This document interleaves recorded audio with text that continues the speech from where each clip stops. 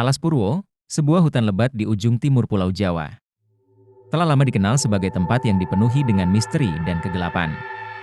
Konon, hutan ini adalah salah satu tempat paling angker di Indonesia.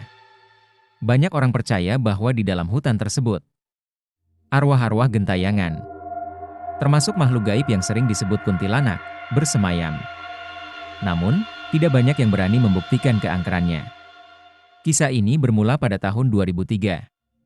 Ketika seorang pemuda bernama Budi dan 3 temannya memutuskan untuk menjelajahi Alas Purwo. Mereka tertarik pada keindahan alamnya, tetapi juga terdorong oleh rasa penasaran tentang cerita-cerita mistis yang mengelilinginya. Di tengah peringatan dari warga setempat untuk tidak memasuki hutan setelah matahari terbenam, Budi dan teman-temannya tetap nekat. Mereka tidak percaya pada cerita-cerita hantu dan hanya menganggapnya sebagai mitos untuk menakut-nakuti turis. Hari itu, mereka memulai perjalanan menjelajah hutan yang sunyi. Sinar matahari yang memantul di antara pepohonan menciptakan bayangan yang menari-nari di tanah.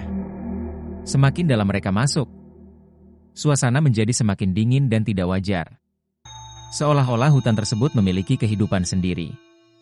Rasa takut perlahan merayap di antara mereka, tetapi tidak ada yang berani mengungkapkannya. Matahari mulai terbenam ketika mereka mencapai sebuah padang terbuka yang dikelilingi pepohonan besar. Angin tiba-tiba berhembus kencang, membawa suara-suara aneh seperti bisikan dari segala arah. "Kita harus kembali," ya ujar salah satu teman Budi dengan suara bergetar. Namun, Budi menolak, bersikeras bahwa mereka hanya perlu mencari tempat berkemah dan melanjutkan penjelajahan esok hari. Malam pun tiba, dan kegelapan yang mencekam menyelimuti hutan. Suara binatang malam nyaris tak terdengar. Di tengah-tengah keheningan itu, mereka mulai mendengar suara tangisan. Lembut, tetapi mengerikan. Suara itu seolah datang dari kejauhan, namun tiba-tiba terdengar sangat dekat. "Kalian dengar itu?" bisik salah satu temannya. Semuanya mengangguk dengan wajah pucat. Budi, yang penasaran, mencoba mencari sumber suara itu. Dengan senter di tangannya, dia melangkah pelan menuju arah suara. Sementara teman-temannya menunggu dengan cemas. Setelah beberapa meter, di balik bayangan pohon besar, dia melihat sesuatu yang membuat darahnya membeku. Seorang wanita berdiri dengan punggung menghadapnya. Rambutnya panjang terurai hingga menutupi sebagian besar tubuhnya. Gaunnya putih, namun terlihat kusam dan robek. Budi mundur perlahan, tetapi entah bagaimana, wanita itu tiba-tiba berbalik. Wajahnya pucat, matanya kosong, dan senyuman lebar yang menyeramkan menghiasi bibirnya. Suara tangis yang mereka dengar tadi berubah menjadi tawa melengking yang memekakan telinga. Budi terjatuh, terpaku oleh ketakutan. Kuntilanak itu melayang mendekatinya, semakin dekat, semakin cepat. Teman-teman Budi, yang mendengar jeritannya, berlari ke arahnya. Mereka melihat Budi terbaring di tanah, menggigil. Sementara bayangan wanita itu menghilang ke dalam kegelapan. Mereka segera menariknya kembali ke perkemahan dengan napas terengah-engah. Mereka semua merasa bahwa sesuatu yang jahat telah membayangi mereka sejak awal. Ketika fajar akhirnya tiba, mereka segera bergegas meninggalkan hutan itu tanpa menoleh ke belakang. Wajah Budi tampak pucat dan kosong. Seolah-olah sebagian dari dirinya telah tertinggal di dalam hutan itu. Sepanjang perjalanan pulang, mereka tidak mengatakan sepatah kata pun. Masih terkejut oleh apa yang mereka alami. Setelah kejadian itu, Budi jatuh sakit selama beberapa bulan. Kesehatannya menurun drastis, dan dia sering berhalusinasi melihat wanita bergaun putih itu di sekitar rumahnya. Hingga pada suatu hari, seorang dukun setempat mengatakan bahwa Budi telah diikuti oleh arwah yang tidak puas di Alas Purwo. Ritual pembersihan dilakukan, dan setelah beberapa bulan, kondisinya mulai membaik. Namun, meskipun Budi sembuh, dia tidak pernah lagi berbicara tentang malam itu. Di Alas Purwo, teman-temannya pun sama. Hutan itu menyimpan rahasia yang sebaiknya tidak diganggu. Kini, setiap kali ada yang bertanya apakah kisah mistis tentang Alas Purwo itu benar, Budi hanya akan tersenyum pahit dan berkata, "Kamu tidak ingin tahu jawabannya. Sejak kejadian itu, banyak yang mengatakan bahwa penampakan kuntilanak di Alas Purwo bukan hanya sekedar cerita untuk menakut-nakuti, melainkan kenyataan yang tersembunyi di antara pepohonan tua dan jalanan sunyi hutan tersebut. Sebuah tempat di mana yang mati dan yang hidup tidak sepenuhnya terpisah. Waktu berlalu, dan meskipun Budi mulai kembali menjalani hidupnya seperti biasa, bayang-bayang malam di Alas Purwo masih menghantuinya. Setiap kali ia menutup mata, wajah pucat dan senyuman mengerikan kuntilanak itu selalu muncul di benaknya.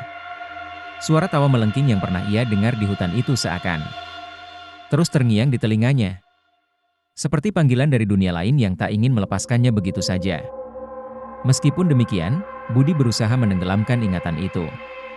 Ia berhenti berbicara tentang hutan tersebut, berhenti berpetualang, dan menghabiskan lebih banyak waktu di rumah. Namun, ada sesuatu yang tidak bisa ia abaikan, sebuah firasat yang semakin lama semakin kuat. Ia merasa bahwa arwah yang menghantui malam itu belum sepenuhnya pergi. Seolah-olah ada hubungan yang belum terselesaikan antara dirinya dan makhluk dari hutan itu. Suatu malam, setelah berbulan-bulan hidup dalam ketakutan, Budi mengalami mimpi yang begitu jelas. Ia kembali berada di tengah hutan Alas Purwo. Suasana sunyi, seperti malam itu, tetapi kali ini berbeda. Ia melihat seorang wanita berdiri di antara pepohonan. Wajahnya tidak lagi tampak menyeramkan, tetapi dipenuhi dengan kesedihan. Wanita itu menatapnya dengan mata yang sayu, dan tanpa berkata sepatah kata pun. Ia mengulurkan tangannya ke arah Budi, seolah meminta sesuatu. Mimpi itu begitu nyata sehingga Budi terbangun dengan keringat dingin membasahi tubuhnya. Budi tahu, mimpi itu bukan hanya sekadar bunga tidur. Itu adalah pesan. Wanita itu sepertinya meminta bantuannya untuk sesuatu yang belum selesai. Dengan hati yang penuh keraguan, Budi mulai mencari informasi lebih lanjut tentang Alas Purwo, berharap menemukan petunjuk tentang siapa wanita itu dan apa yang mungkin ia inginkan. Dalam pencariannya, Budi bertemu dengan seorang paranormal tua bernama Pak Raden yang tinggal tidak jauh dari daerah Alas Purwo. Pak Raden sudah sering mendengar cerita tentang hantu-hantu yang menghuni hutan itu. Tetapi ia tertarik dengan kisah Budi karena ciri-ciri wanita yang muncul dalam mimpinya. Menurut Pak Raden, wanita itu mungkin bukan sekadar kuntilanak, tetapi arwah seorang perempuan yang mati secara tidak wajar di hutan tersebut. Dia mungkin membutuhkan pertolonganmu untuk menyelesaikan sesuatu yang tertinggal di dunia ini, kata Pak Raden dengan nada serius. Arwah yang tersesat seringkali mencoba berkomunikasi dengan orang yang bisa melihat mereka. Dan tampaknya kau adalah salah satu dari sedikit orang yang dipilih. Budi gemetar mendengar penjelasan itu. Apa yang harus aku lakukan? Tanyanya. Pak Raden menatapnya tajam. Kau harus kembali ke hutan itu dan mencari tahu apa yang wanita itu inginkan. Tetapi ingat, jangan menantang mereka. Kau pergi dengan tujuan membantu, bukan menantang dunia gaib. Dengan persiapan mental dan fisik yang matang, Budi memutuskan untuk kembali ke Alas Purwo. Kali ini ditemani oleh Pak Raden dan seorang temannya yang juga seorang ahli spiritual. Mereka masuk ke dalam hutan di malam hari, mengikuti jejak yang pernah dilalui Budi dan teman-temannya dulu. Langkah mereka semakin berat saat suara-suara aneh mulai terdengar di sekitar mereka. Tetapi Budi berusaha tetap tenang. Di tempat yang sama di mana Budi pertama kali melihat penampakan kuntilanak, mereka berhenti. Pak Raden memulai ritual pemanggilan arwah. Dan seketika udara di sekitar mereka terasa dingin. Dari balik kegelapan, samar-samar terdengar suara tangisan. Kali ini, suara itu terdengar lebih dekat dan jelas. Tiba-tiba, dari antara bayangan pepohonan, sosok wanita itu muncul lagi. Namun, kali ini wajahnya lebih jelas. Bukan dengan senyuman menyeramkan, melainkan dengan ekspresi kesedihan yang mendalam. Ia berdiri di sana, diam, menatap Budi dengan mata yang penuh permintaan. Pak Raden dengan tenang bertanya, apa yang kau inginkan? Apa yang membuatmu tidak bisa pergi dengan tenang?" Wanita itu perlahan menunjuk ke arah tanah di dekat sebuah pohon besar. Budi, yang gemetar, mendekat dan mulai menggali tanah di bawah pohon itu. Setelah beberapa saat, tangannya menyentuh sesuatu yang keras, sebuah tengkorak manusia. Tubuhnya membeku. Pak Raden kemudian berbicara. Dia mungkin dibunuh di sini dan jasadnya tidak pernah ditemukan. Roh ini tidak akan bisa tenang sampai jasadnya dikubur dengan layak. Dengan penuh penghormatan, mereka mengumpulkan tulang belulang yang tersisa dan membawanya keluar dari hutan. Malam itu juga, mereka mengadakan upacara pemakaman. Sederhana untuk wanita tersebut di pemakaman desa terdekat. Setelah pemakaman selesai, Budi merasa beban berat yang selama ini menghantuinya perlahan mulai menghilang. Wanita itu tidak pernah lagi muncul dalam mimpinya. Budi tahu, ia telah menolong roh yang tersesat menemukan kedamaian. Dan ia pun akhirnya bisa melanjutkan hidupnya tanpa bayang-bayang masa lalu yang mengerikan. Namun, kisah ini menjadi pengingat bagi Budi dan siapapun yang mendengarnya. Hutan Alas Purwo bukan sekadar tempat petualangan, melainkan tempat di mana batas antara dunia manusia dan dunia gaib sangat tipis. Dan bagi mereka yang berani masuk ke sana, penting untuk selalu menghormati alam dan makhluk yang tak terlihat. Karena, seperti yang dialami Budi, kadang-kadang yang mati masih punya urusan dengan yang hidup. Setelah kejadian itu, kehidupan Budi perlahan kembali normal. Namun ia tidak bisa sepenuhnya melupakan pengalaman di Alas Purwo. Ketika ia mulai kembali beraktivitas sehari-hari, ketenangan batinnya masih sering terganggu oleh rasa ingin tahu yang dalam. Berapa banyak lagi roh-roh tersesat yang mungkin belum menemukan kedamaian di tempat angker seperti Alas Purwo? Apakah ada orang lain yang terjebak dalam kegelapan seperti wanita yang ia temui? Suatu sore, ketika Budi sedang duduk di warung kopi di desa tempat tinggalnya, seorang pria tua yang tak dikenalnya menghampirinya. Pria itu memperkenalkan dirinya sebagai Pak Maman, seorang penggembala sapi dari desa sebelah. Dengan tatapan tajam dan penuh teka-teki, ia menanyakan sesuatu yang membuat Budi terkejut. "Kamu yang membantu roh wanita di Alas Purwo, kan?" tanya Pak Maman dengan suara serak. Budi terdiam sejenak. Ia tidak pernah menceritakan pengalamannya secara terbuka, kecuali kepada orang-orang terdekatnya dan tentu saja Pak Raden. Bagaimana pria ini bisa tahu? Pak Maman melanjutkan, aku tahu soal kejadian itu. Alas Purwo menyimpan banyak rahasia. Tapi, kau harus tahu, kisahmu belum berakhir. Apa yang kau lihat hanyalah sebagian kecil dari kegelapan di sana." Budi, yang mulai merasa resah, mencoba bertanya lebih lanjut, apa maksudmu, Pak? Apakah ada sesuatu yang belum selesai?" Pria itu menghela napas panjang sebelum menjawab, Alas Purwo adalah gerbang. Gerbang menuju dunia yang tidak bisa dipahami oleh manusia biasa. Roh-roh yang kau temui bukan hanya arwah tersesat, tapi penjaga dari sesuatu yang lebih besar. Ada entitas yang jauh lebih kuat dan berbahaya. Dan mereka mungkin telah memperhatikanmu. Budi merasa jantungnya berdetak lebih cepat. Apa yang harus aku lakukan? Aku tidak ingin terlibat lebih dalam lagi dengan hal-hal seperti ini. Pak Maman menatap Budi dengan tatapan serius. Mereka mungkin akan datang kepadamu. Ketika waktunya tiba, kau akan tahu. Dan ketika itu terjadi, jangan lari. Kau sudah terpilih. Kata-kata itu terngiang-ngiang di pikiran Budi selama beberapa hari berikutnya. Meski ia berusaha melanjutkan hidup dengan normal, peringatan Pak Maman seolah-olah menjadi bayangan yang terus mengikuti di belakangnya. Mimpi-mimpi aneh kembali menghantui malamnya. Mimpi tentang hutan yang semakin gelap. Bayangan-bayangan misterius yang membayangi langkahnya. Dan suara bisikan yang tak ia pahami. Suatu malam, ketika ia sedang tertidur lelap, mimpi yang paling jelas dan menakutkan muncul. Di dalam mimpi itu, ia kembali berada di tengah hutan Alas Purwo.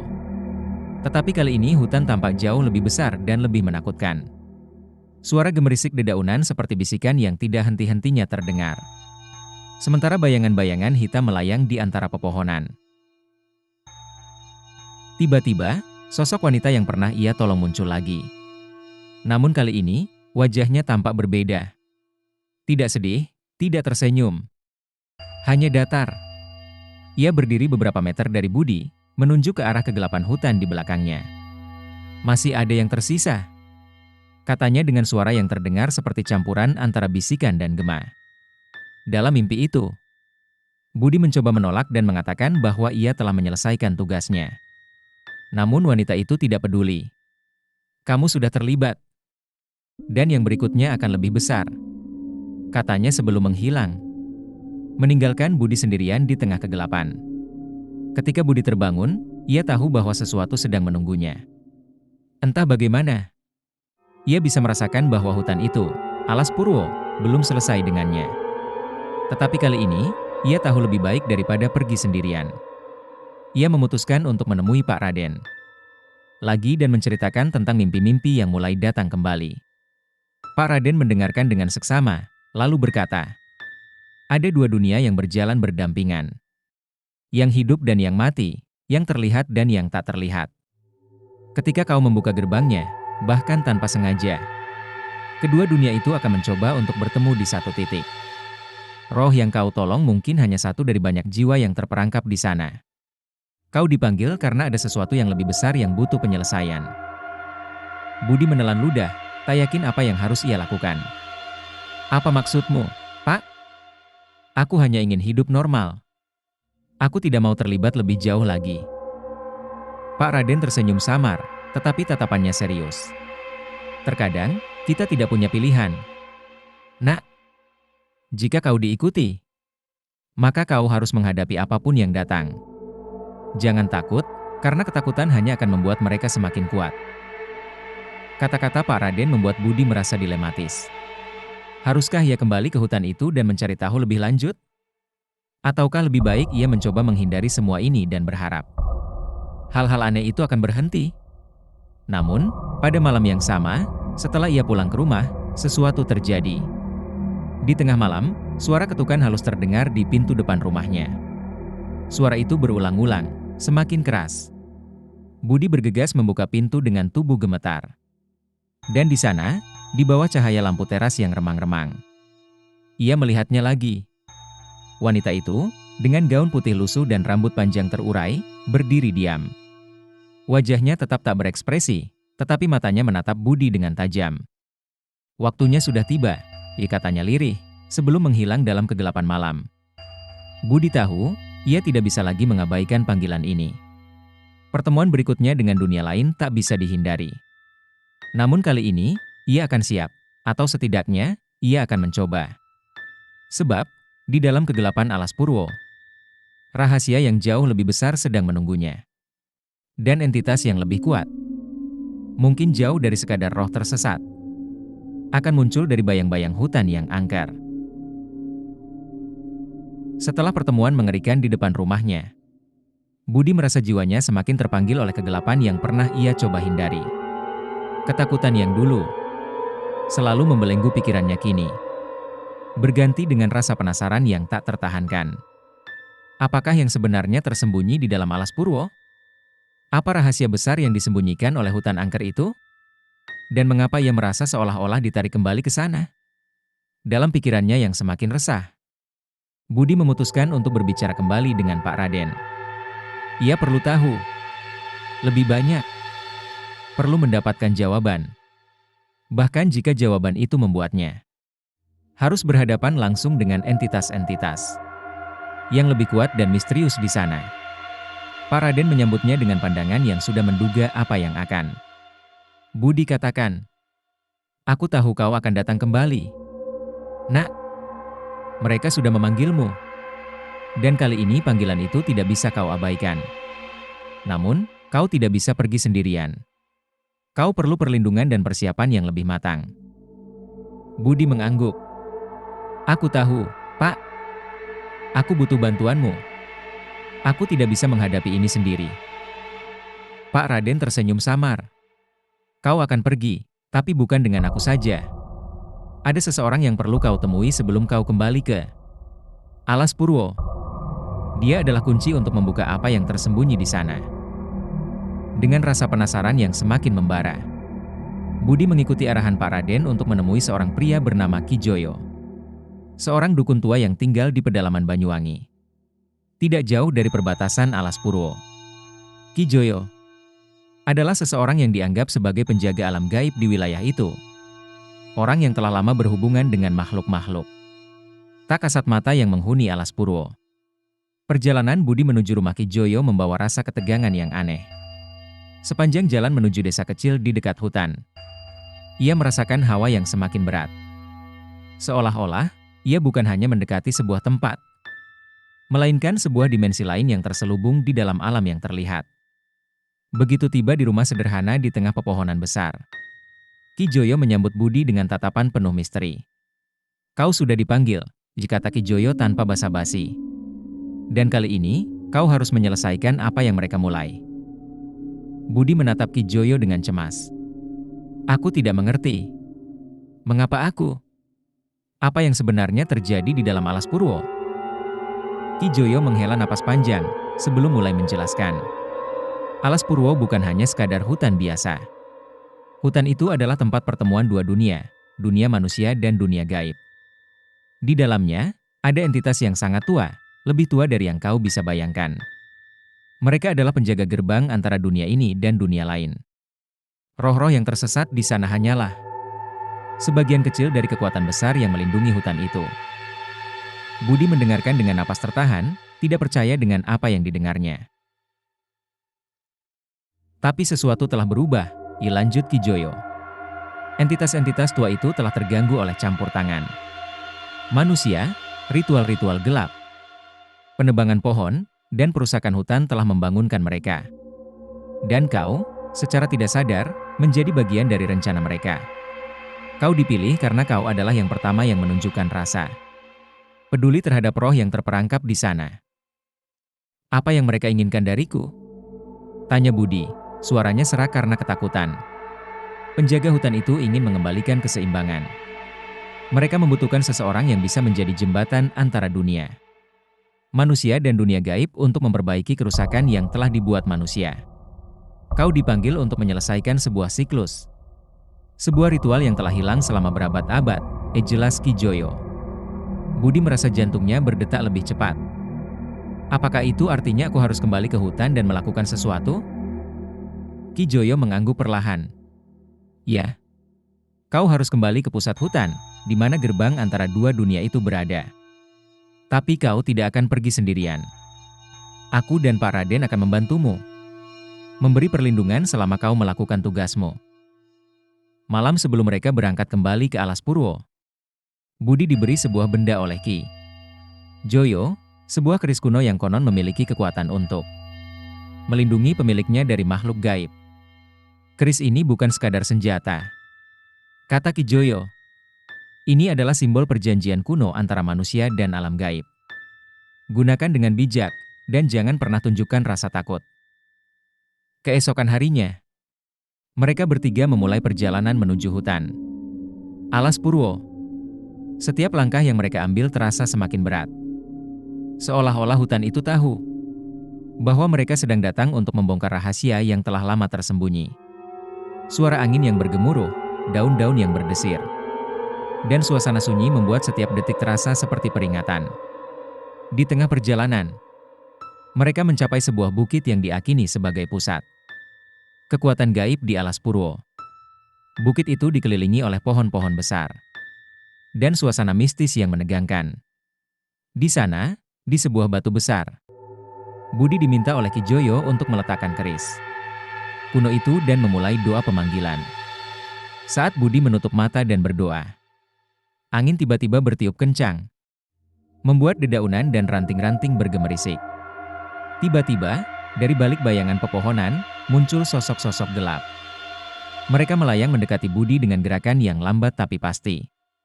Wajah-wajah mereka tampak samar, tetapi energi yang mereka pancarkan sangat kuat.